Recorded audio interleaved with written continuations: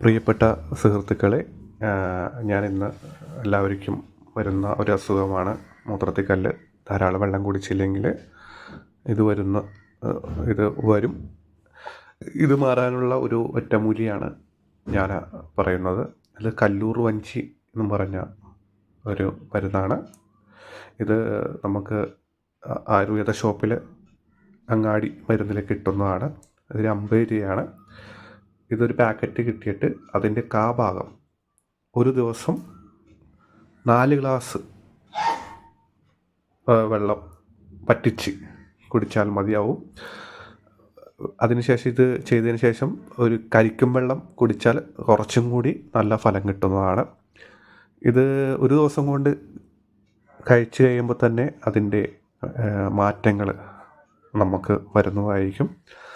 ഇത് 2 ദിവസം ഉപയോഗിച്ചാൽ തന്നെ സാധാരണഗതിയിലുള്ള എല്ലാ മൂത്രത്തിൽ കല്ല് മാറുന്നതാണ്.